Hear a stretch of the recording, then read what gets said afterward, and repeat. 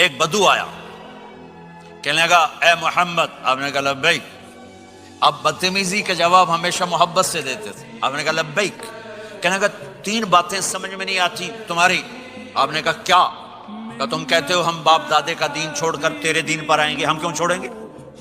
اچھا، اور کہ تم کہتے ہو روم فتح ہو جائے گا، ایران فتح ہو جائے گا، اتنے بڑے بادشاہ تیرے فقیر بندے کیسے فتح کریں گے؟ اچھا، تیسری کہ تم کہتے ہو مر کے مٹی ہو کر پھر زندہ کیے جائیں گے، کون زندہ ہوا ہے آج تک؟ کوئی بیو دادا ساڈا اٹھی تے قبریں سارے موئے پہ کتھوں آ گئے؟ آپ مسکرائے، آپ نے کہا لعلک تطول بک الحیا، انشاءاللہ تیری زندگی لمبی ہوگی، تو دیکھے گا سارا عرب میرا کلمہ پڑھے گا، ایران اور روم بھی ٹوٹ کے آئے گا، اور باقی رہے گی تیسری بات مر کے اٹھنے والی، تو اس نے تیرا ہاتھ پکڑ کے تجھے بتاؤں گا۔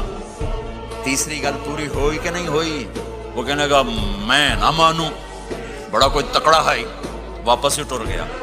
جب مکہ فتح ہوا، عرب مسلمان ہو گئے، کہنے لگے ایک غلطہ ہو گئی۔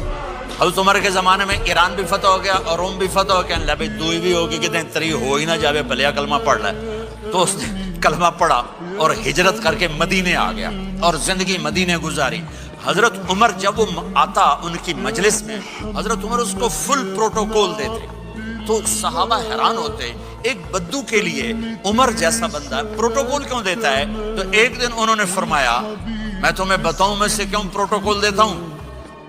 میں اس مجلس میں تھا جس میں یہ آیا تھا، اور اللہ کے نبی نے اسے فرمایا تھا قیامت کے دن تیرا ہاتھ پکڑ کے تجھے یاد دلاؤں گا کہ موت کے بعد زندگی ہے کہ نہیں، اور قیامت کے دن جس کا ہاتھ میرے نبی نے پکڑ لیا جنت میں پہنچانے سے پہلے کبھی نہیں چھوڑیں گے۔ لہٰذا یہ بڑا خصوصی آدمی ہے، اس کو میرے نبی نے پکڑ کے جنت میں پہنچانا ہے۔ میرے بھائی بہنوں، میں یہ کہنے آیا ہوں اپنے ہاتھ چھڑا کر نبی کے ہاتھوں میں دے دو۔